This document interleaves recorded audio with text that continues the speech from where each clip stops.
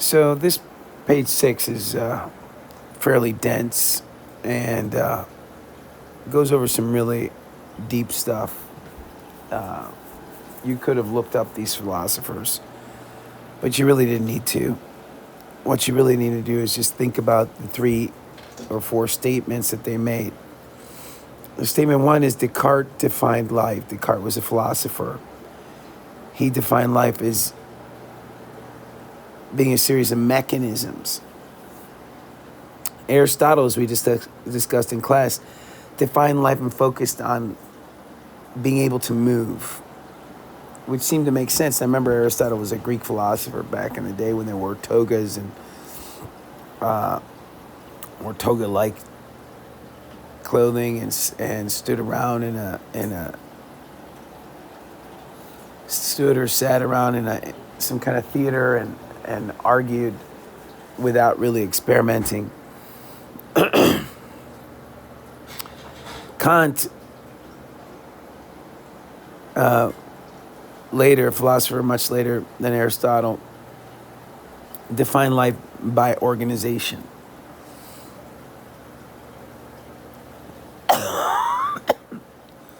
And here they made some interesting statements. Isolated system, the entropy always increases or at least never decreases. So in any system, you always have, if you just isolate, if you took a being out of the universe, I'm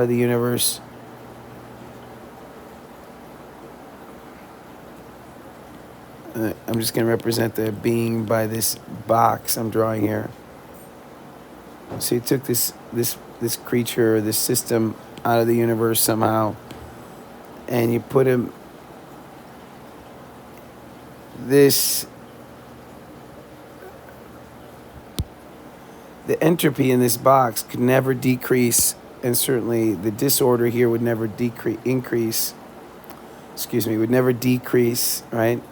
So delta S, or entropy, the change in entropy, would always either stay the same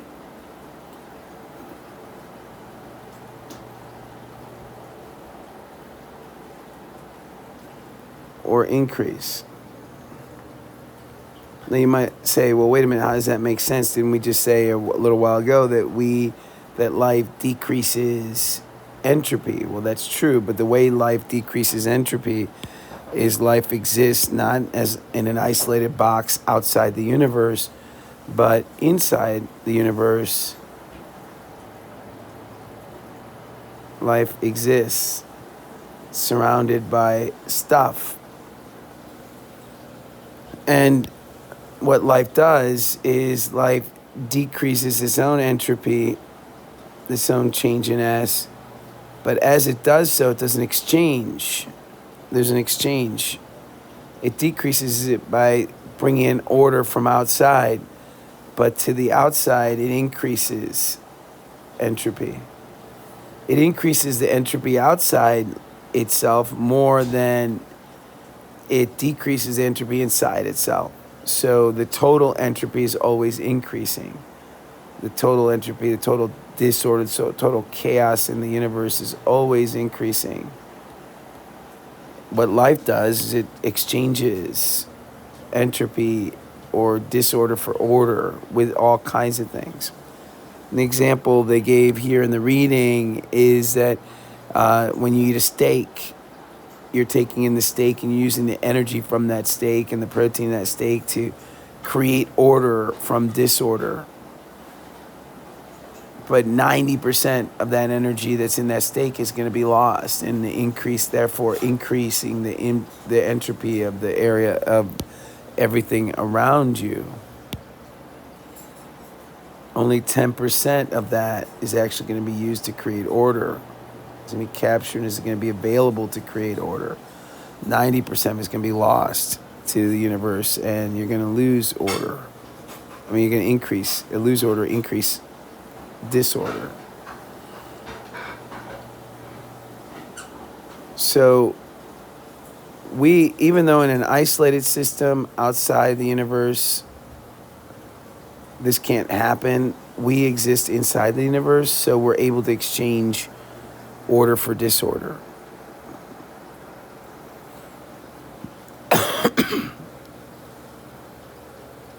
So that's what Schrodinger meant by the idea that life feeds on disorder, on negative entropy or on order. We take order and we use it. We use the energy found in order to create order within ourselves, but ultimately increasing the disorder in the space around us. There's a section here that talks about the average energy that's going in has to be that the two must equal zero. The energy going in minus the energy going out has to equal, the two must equal in the end.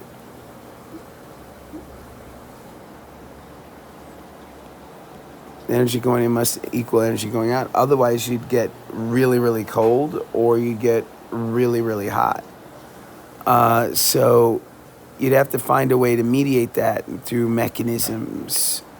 You'd have to be able to take that energy and deal with it. Otherwise, you would just overheat if you took too much energy in.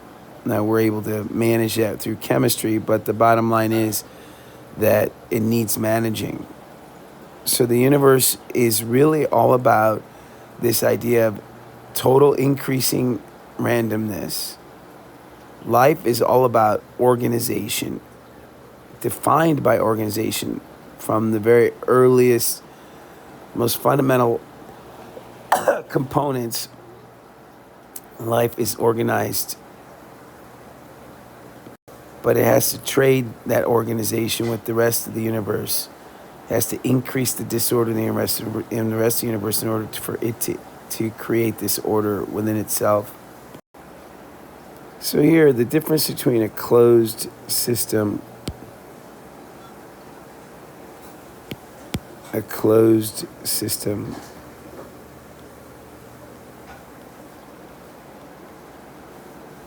versus an open system.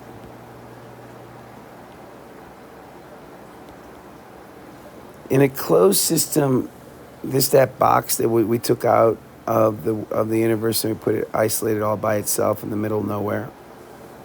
Not that nowhere exists, but just as a theoretical construct. That system there either increases entropy, and again that's delta S, change in entropy, increases, or it stays the same. It can't decrease in its randomness because it doesn't have any energy to do so. It can't organize itself. No more energy, no more order than it already has. An open system is a system, so that in a closed system, no energy or matter is exchanged.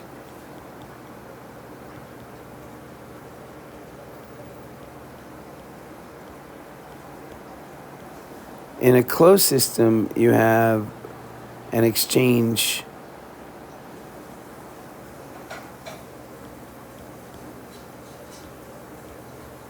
of matter and energy.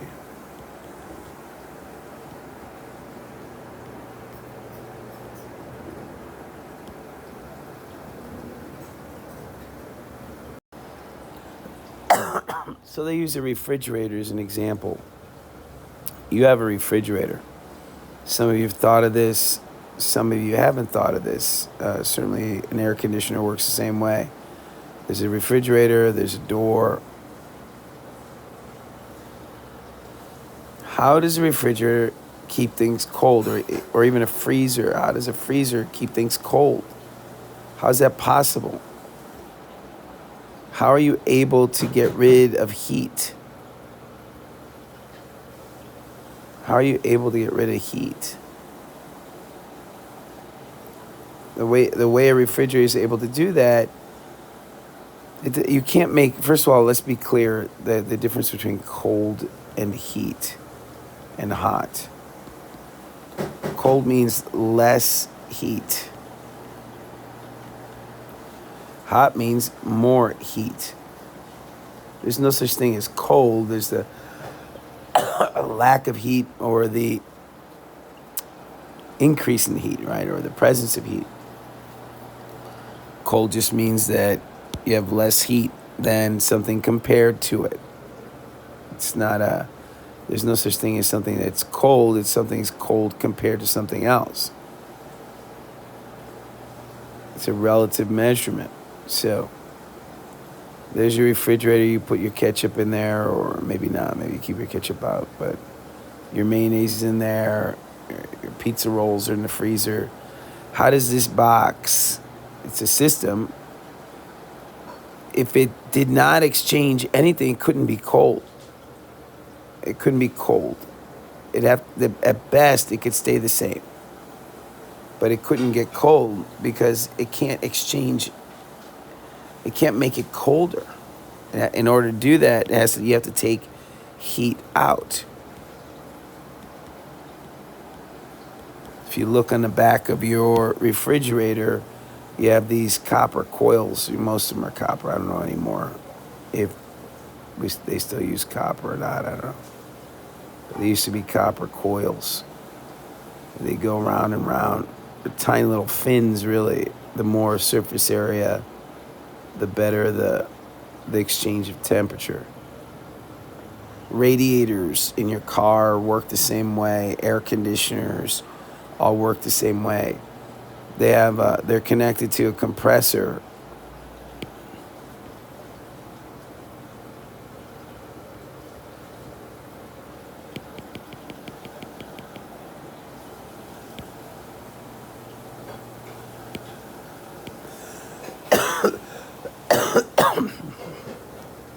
A compressor.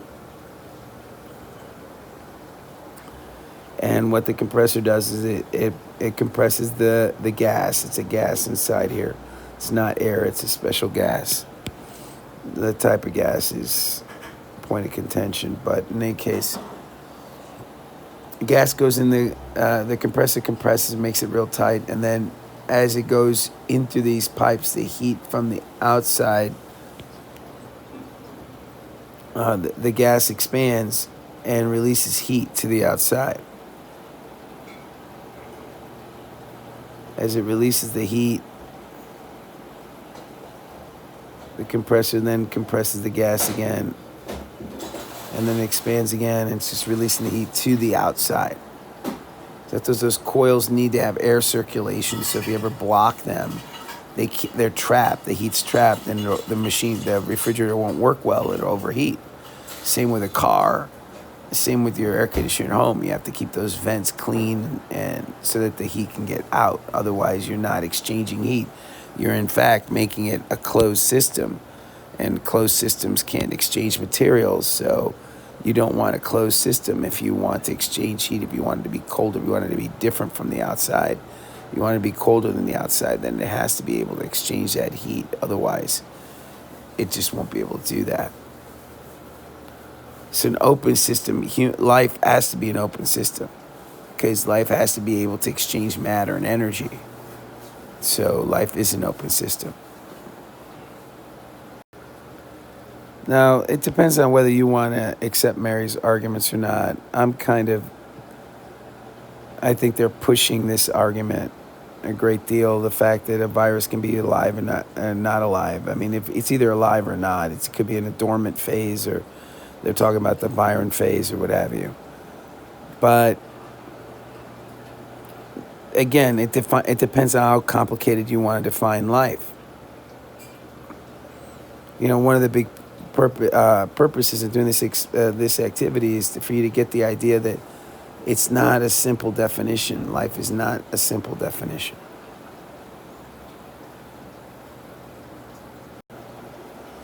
So here, this whole discussion is the idea of things having two states or more than two states, and the idea that something can be more than one thing. For instance, light acts as both a particle and a wave. You don't need to understand that, but if you think of it as a particle, you might have heard the term photons. particles of light that the word photo comes from.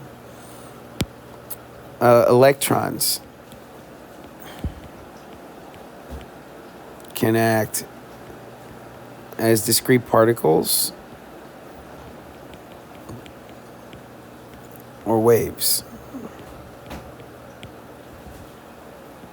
depending on the wavelength, which is lambda.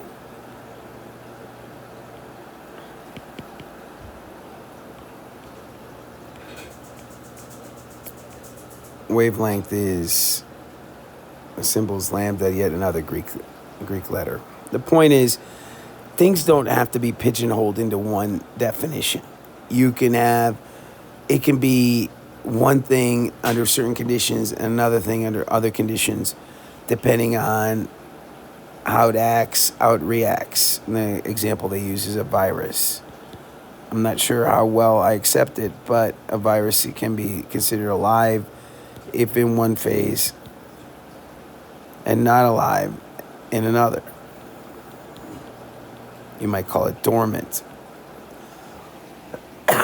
So life, not only is it hard to define in details, but even depending on how complicated you want to make the problem, you could even start to get into really, really ambiguous conversations. Again, how much of this do you really have to know? It's really all about understanding that life is not simple, and that we're going to make it simple in our class. But when you look at the big picture, there's a lot of different ways to look at the universe and at life in general. It is not as simple as alive or not alive, or is it a wave or a particle? You know, a particle like a bullet traveling through space, or is it like a wave, an energy compression, like sound? Well, it depends on the conditions and the properties of the material. So here they compare the difference between an ice cube melting. Take an ice cube and put it in a glass of warm water. The heat will enter the ice cube, and you'll have an exchange, a flow of energy, a movement of heat into the ice cube, until the ice cube is, the water that's in ice is in a glass, the same temperature, all the same temperature.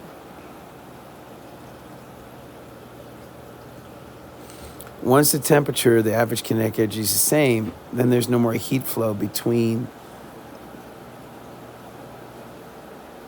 no net heat flow.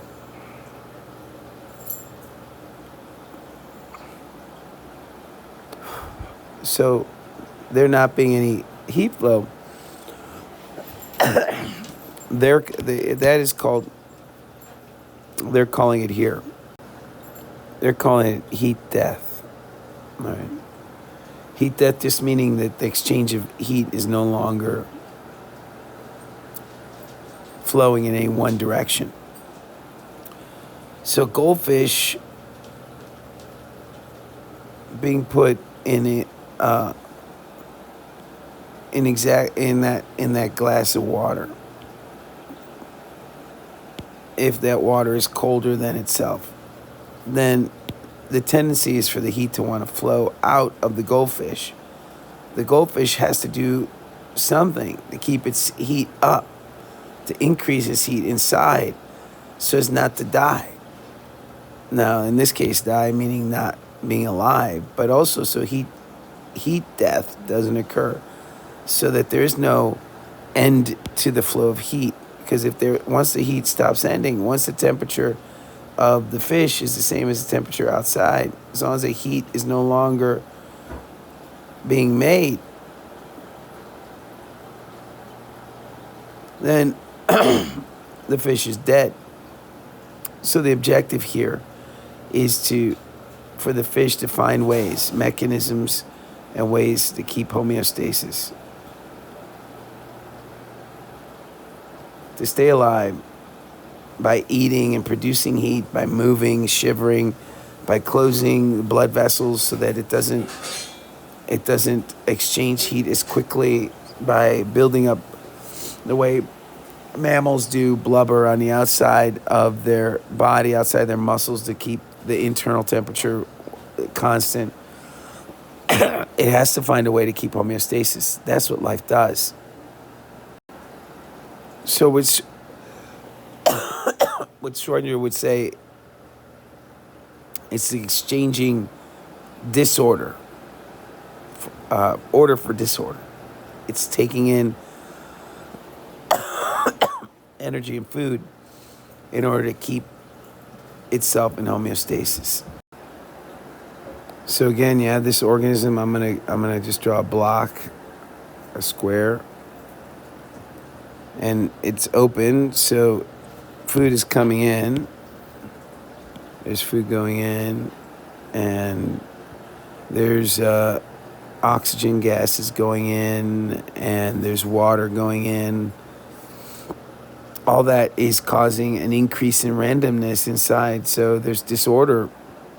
Well, but by sucking in, using that energy to create order, what this organism does is increase the entropy outside itself. It's an interesting thing to call it. Life is a more efficient second law machine, saying that life exchanges that entropy faster than non-living systems. So Gibbs free energy, signified by change, again, delta change, is the energy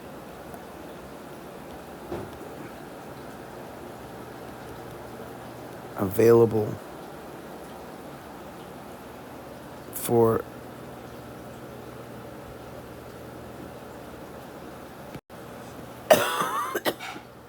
the use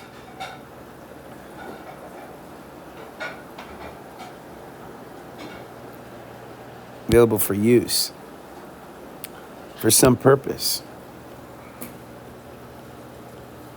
So you eat that steak, whatever you eat, only 10% of it on average is going to be usable. The rest is going to be lost to high entropic energy. We've lost to heat. It's going to flow out of the system. You're going to create heat just by chewing and breaking down the food and processing the food. It takes a lot of work, so you end up a lot of that energy is lost. 90% of it, only 10% is actually usable. So Gibbs free energy is the energy in any reaction that's able to be used. The rest, so Gibbs free energy is equal to total, is equal to, let me rephrase that. The total energy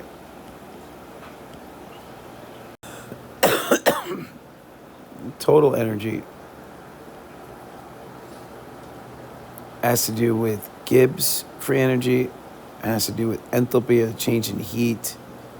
It has to do with temperature, and it has to do with entropy, or randomness. That's the total energy and of course, when we're talking about temperature, we're talking about average kinetic energy. So it's these four things together that define the total energy of a system, where we, in life, this is going to be the key, because this is the energy that life needs to survive. So in biology, we're really concerned with Gibbs free energy. To some extent, the enthalpy, or the exchange in heat, is also a concern. And entropy as well, since exchanging entropy is necessary for keeping the system going. But it's Gibbs free energy. The energy free for the system to use is what life is concerned with. The second law of thermodynamics, the law of entropy entropy. States that all disorder is increasing, always increasing. Life has to try to fight that. In order to fight that, the only energy available to life is here, the delta G. It gives free energy.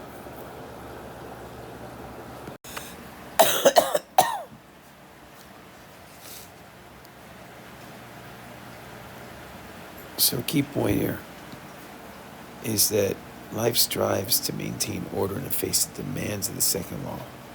So, second law is constantly trying to push the system towards disorder, but life is constantly trying to maintain that order.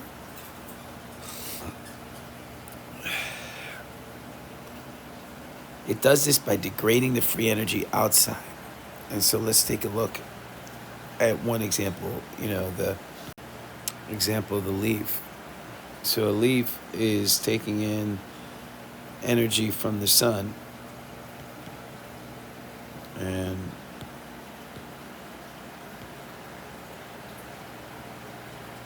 the energy is coming in, as I said, as electromagnetic energy.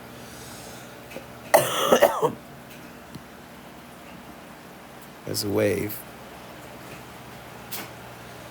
And what the leaf does, and plants do, it's not just the leaf, but it's all photosynthetic. Photosynthesizing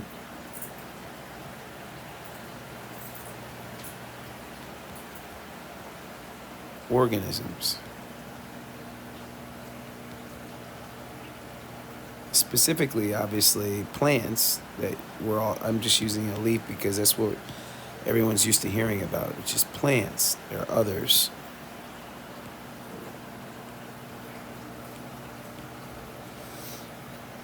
But when light comes in, plants are able to take the disorder outside the leaf, outside the plant. These trillions upon trillions of carbon dioxide molecules outside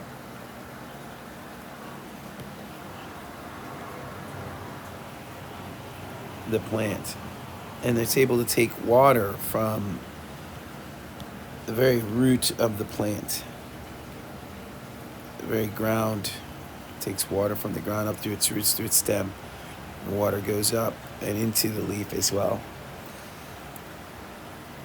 And then light energy from the sun,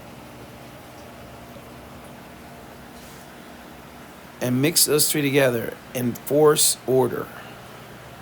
And what it does is it creates this hexagon.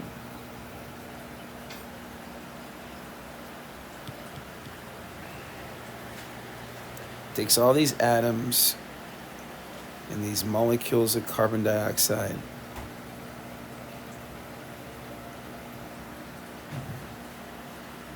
and hydrogens and oxygens, and it creates this molecule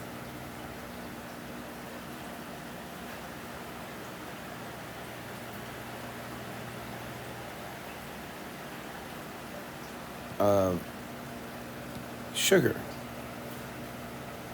There's all kinds of sugars, and we'll talk about that soon enough. But this sugar is called glucose. So glucose is taking disorder using the energy from the sun. Remember, only 10% of that energy that hits this leaf is actually usable energy, is that free energy. It's able to take that 10% to use to trade this disorder out here for this beautiful little molecule here. And from this, it can make all kinds of things. All kinds of things. And we'll be talking a lot about that soon enough. So it's that exchange of disorder for order. It's the use of energy to force order from disorder that helps maintain the plant's systems. And in fact, glucose is storing in short-term storage, but storing free energy.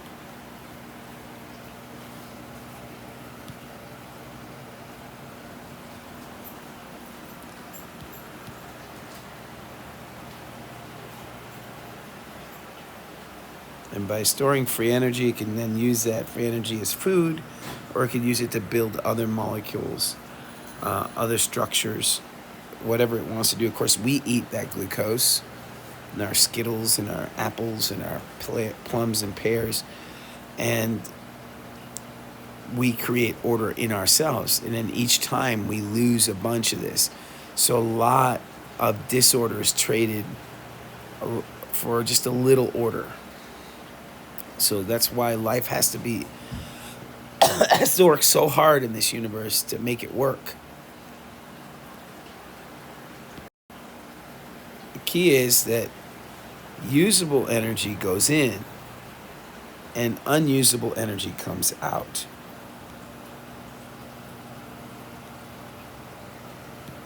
It really is key to understand that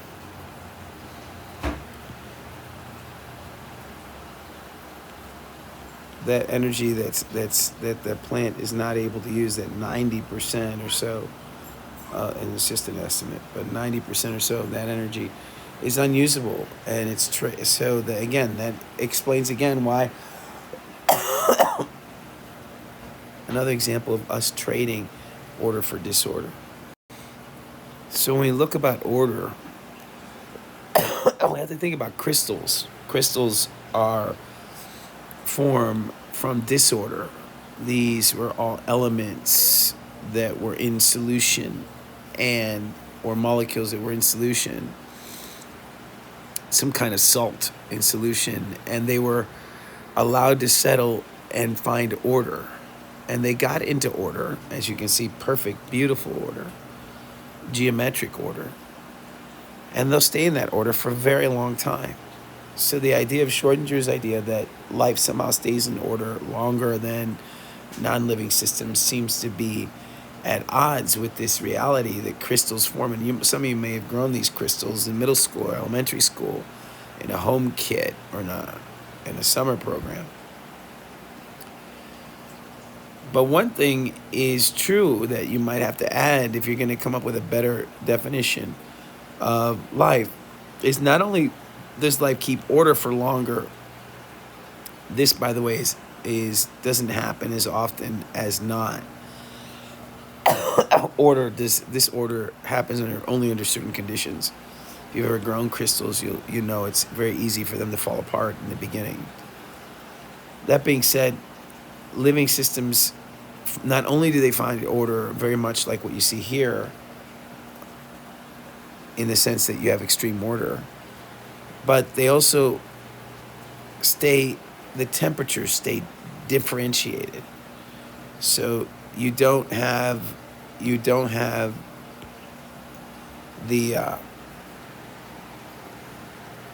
thermalization. You don't have balance with the temperature. So living systems stay unthermalized for longer. So they stay warmer for longer. You know, one of the key components of someone who's passed away is that they seem cold. Well, they seem cold because they're colder than they would normally be. A person who's alive, especially when it's healthy, is warm. They're warm to the touch because by definition, they're radiating that heat in order to keep order inside their bodies, and they resist that their temperature bringing down. That's what life does. It resists it in whatever mechanisms it uses. Now here they talk about coral reefs, and they say, well, how are coral reefs different from these crystals? Corals are alive. The point is that corals are alive, but corals are animals that live inside the structures that they build. These are calcium carbonate structures that corals build to support themselves. They're actually small animals that live in symbiotic relationship with some photosynthesizing organisms, and they live in equilibrium with them, but they create this habitat for fish and other organisms that are made of non-living material called calcium carbonate. You know it as chalk, right? So this is the outside of this coral in a coral reef. These are inorganic crystals that are made. Both form structures well ordered. The difference is life creates these. This happened through this happened through non-living interactions in nature. But this, if you measured the temperature of these beings, the temperature of the coral reef would be warmer than the surrounding water, because life, as long as they're alive, life resists that thermalization, that equilibrium temperature.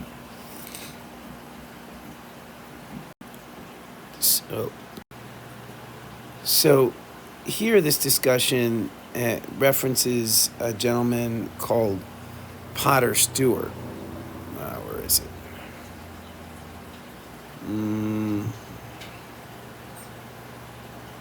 Here it is. Potter Stewart. And Potter Stewart was a Supreme Court justice who had in front of him a case of looking at offensive paintings and art and deciding what's offensive, what isn't. And he said, and people tried to give all kinds of definitions of what's offensive, what isn't. Things like statues of Michelangelo's David, several Greek statues were being considered offensive and were being taken out of public space. And someone sued and said, hey, that's not offensive. And other people said, yes, it is. Well, Potter Stewart said, look, you can't apply a definition to something like this. It's so contextual. You have to look at the context of what you see. You can't just say, gee, they're naked, therefore it's offensive. You have to consider the fact that,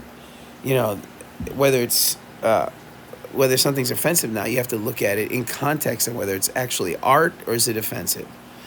And art can be offensive, so, that's a very difficult thing to prescribe. So he said, you'll know it when you see it. We will know it when we see it. And that's it. It's a simple kind of principle, common sense. So they're arguing, Mary's arguing here that maybe we should just take a Potter Stewart approach to life, the definition of life. We'll know it when we see it. Well, as Dave says, it's a good idea, but the problem with it is that we have to test for life on other planets. We won't be there. We won't see it directly. We won't have time to just look at it and consider it. We're going to have to design tests that are either chemical or physical or electromagnetic based that can let us know, gee, this is there, therefore we think life is there.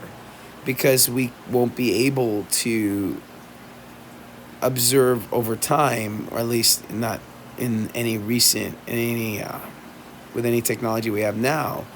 We're going to have to conduct some tests remotely to decide whether life exists on this particular planet or not.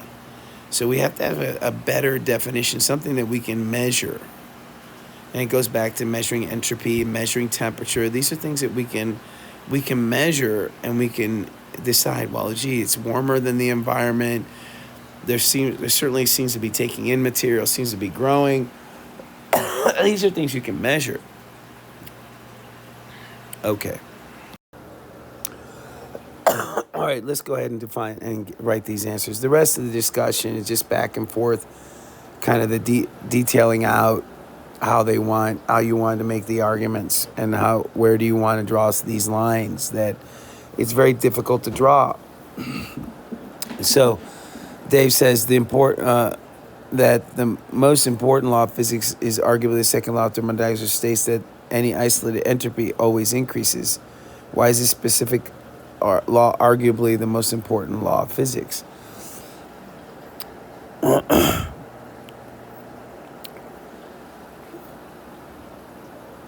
By the way, arguably means that you can argue one way or the other. My personal favorite is the law of conservation, which is the first law of thermodynamics. But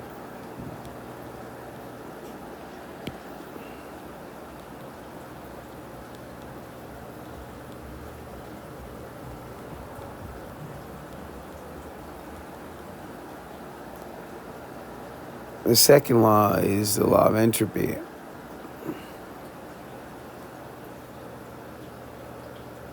Second law of thermodynamics.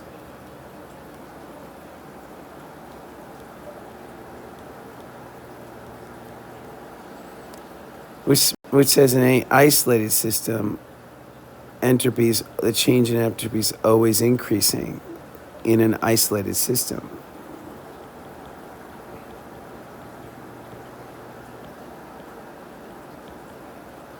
Why is that? Arguably, because it depends on which one you think is more important and depends on the conditions, and you can go back and forth on, just like we just did with defining life. And by the way, this is the life of a scientist, constantly making arguments one way or the other. In any case, when you're looking at these two laws, the second law of thermodynamics helps define life.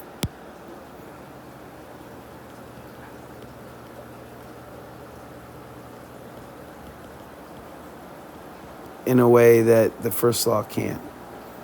So just in context of this particular group, the idea that you have in an isolated system, entropy also always increases. The fact that we have order in our open system allows us to exchange order for disorder with our surrounding environment. It helps define life. How does Schrodinger's approach include reproduction and Darwinian evolution? So, in what sense is life a Maxwell's demon? Well, Maxwell, first of all, was a physicist who wrote a letter in the journal Nature back in the 1800s, around 1870s or so. And he wrote the letter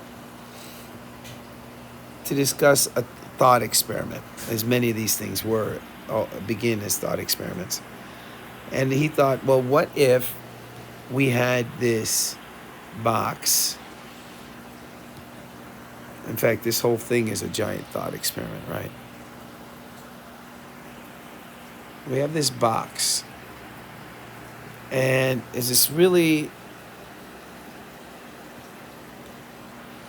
imperceptible door. Let's make it a different color, because that way, even though it's supposed to be imperceptible, you can see it. It's massless, so this door doesn't have any mass. I don't know how that would happen. In fact, who knows? This is why it's called a thought experiment. But on one side, you have a bunch of particles, gas molecules or atoms, that have a low temperature. So they're moving slowly, because remember, temperature is average kinetic energy. And on the other side, you have particles that are moving at a high temperature. Altogether, this system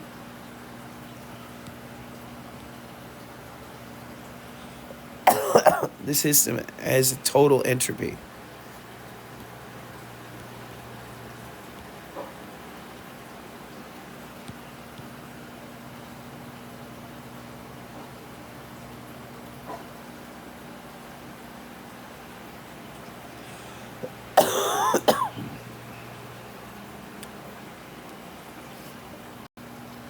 So if you had this massless door and what Maxwell called an agent, some agent that was limited in time and space, Maxwell actually called it an agent.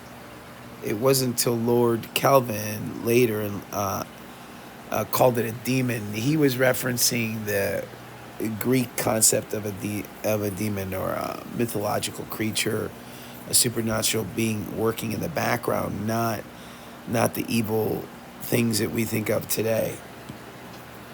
Although people online certainly have a lot of fun with this, it was not meant as what people take it to mean today. But Maxwell originally wrote an agent would move this massless door. So because it has no mass, he can open it, if that agent could open it, and it doesn't have any mass, he's not doing any work. He could let this warm particle, one particle at a time, move into the cool area, increasing the temperature of the cooler area, the lower temperature, and decreasing the temperature of the warmer area, the high temperature side. But because the door was massless and the agent was not itself was something working in the background, so it wasn't there was no work being done. So it would be breaking this law of thermodynamics, which says we would be, in order to organize these molecules, in order to reach this equilibrium, you need to put work in. But Maxwell said if this were possible, if there was this background agent, whatever that agent may be, and it was an agent that would work on this massless door, allowing the temperatures to equilibrate over time without putting in work, making it more organized, it would break the law of entropy. And so Maxwell would how is life like Maxwell's agent, or what Lord Kelvin, a knight in England in the 1800s, called the Greek demon? How is life like that? Because life is a temporary existence that trades chaos for order. Life builds order. I skipped one, number 9. How does Schrodinger's approach include reproduction in Darwinian evolution? When we look at Schrodinger's approach and you look at Darwinian evolution and reproduction as as the creature ultimately loses the battle against chaos, because every creature must, it dies.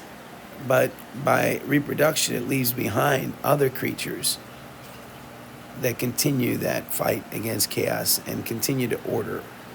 So life begets life.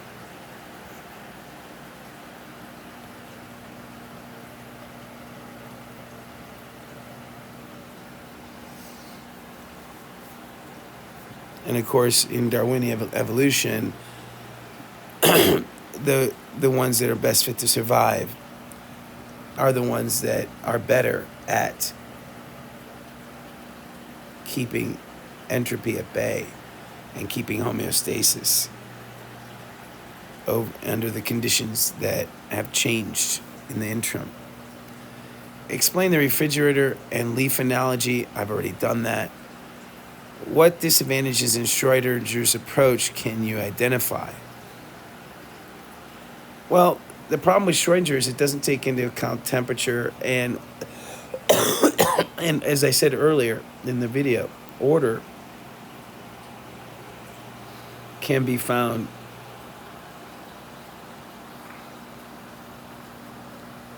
in non-living things.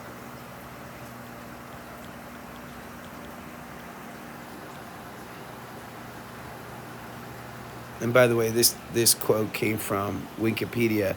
I think for this use, it's fine. You got to be careful with Wikipedia, but based on my remembrance of Maxwell's demon, I think this is fairly accurate. Give examples of Clausius's version of the second law of thermodynamics. So with Clausius, he just stated, among other things, he did a lot with entropy. He actually mathematically proved the equation for entropy. But Clausius worked and said that it is, let me write it in black so it's clear, a thicker line.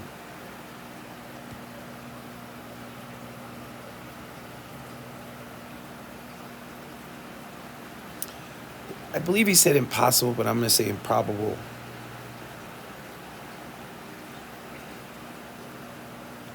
For heat to move from a low reservoir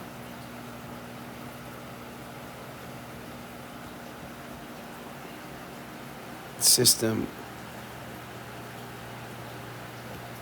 to a high reservoir.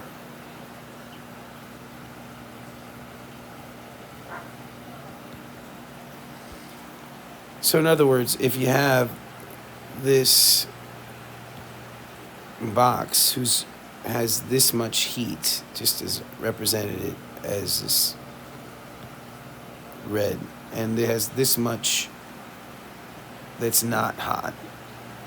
That's not how heat works, but let's assume it's at some temperature. In fact, let me just draw it differently.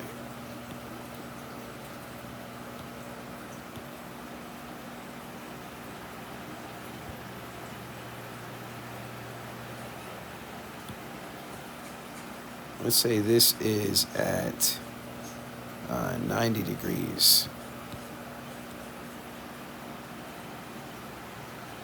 Celsius. If that is the case, then this other system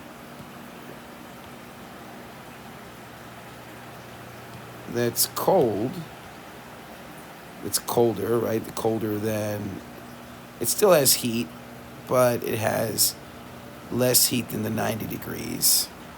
And let's say it's the temperature of this second system is 50, let's say 40 degrees Celsius. That heat will not transfer from the 40 to the the 90. Heat will always go from where the hottest area is to the coldest.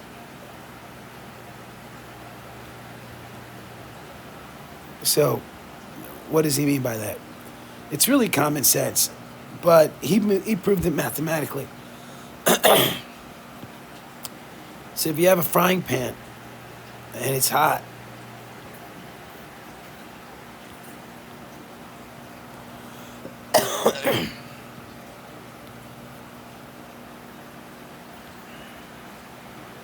and this frying pan is hot, and oh, here we go. I'm going to try to draw. Oh, my Lord.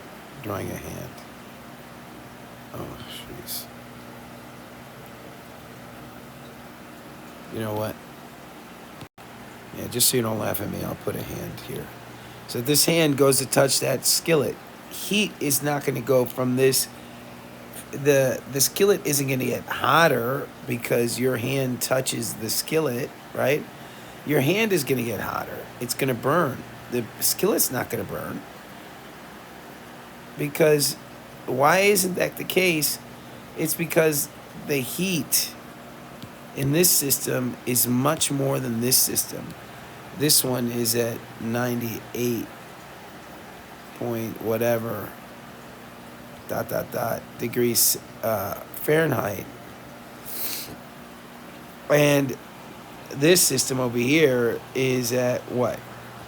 200 degrees Fahrenheit. So the heat is going to go from here to here. I think that's clear. I think anybody that's touched something that's hot knows your hand, which is colder than the hot thing, is not what gets burned. I mean, it's not what burns the hot thing. The hot thing burns you. So it's common sense. But Clausius defined it in terms of entropy and temperature and thermodynamics. In the reading, Dave says life is a process driving the universe more efficiently toward disorder than non-living processes.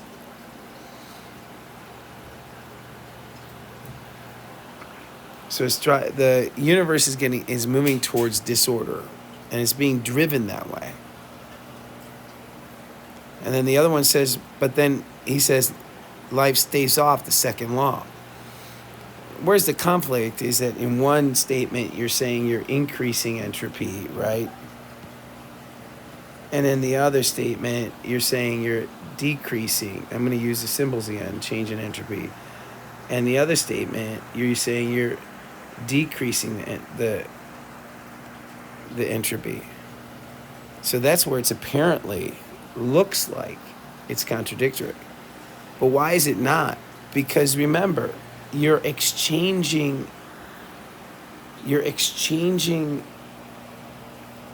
entropy. So what's happening is that you're decreasing entropy inside yourself. All living things are doing this. But you do that by increasing entropy in the total outside.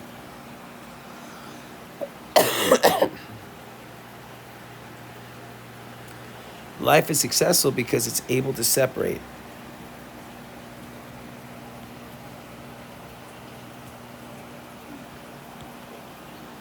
outside from inside.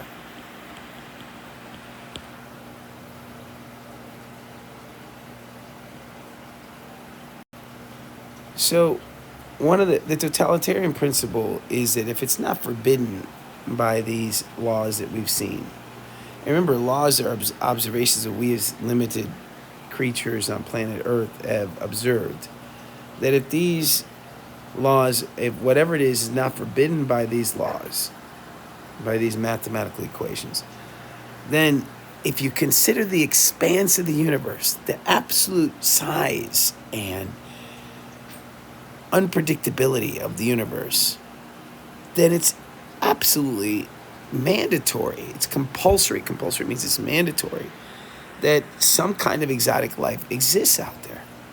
One of these weird creatures that are made of silicon or made of what have you. But certainly that life has to exist when you consider the absolute size of the galaxy and then of the number of galaxies in the universe. I mean, just thinking of the size and number of suns in the galaxy, the numbers of galaxies in the universe, the number of planets per solar system, it is unimaginable that some kind of exotic life does not exist. Some kind of life that doesn't conform to these weird statements. Now, I have to add to that, it's likely, remember what we said, that when you're looking at, these are all very much based on what we see. And no matter what, we have to consider that we are limited in what we know. And so, in fact, realistically, we don't know anything. We have these bunch of working definitions that we keep going and we change as we go along. So it's not forbidden, it's mandatory. She's arguing that that these exotic life forms must exist simply because of the size and expanse of the universe.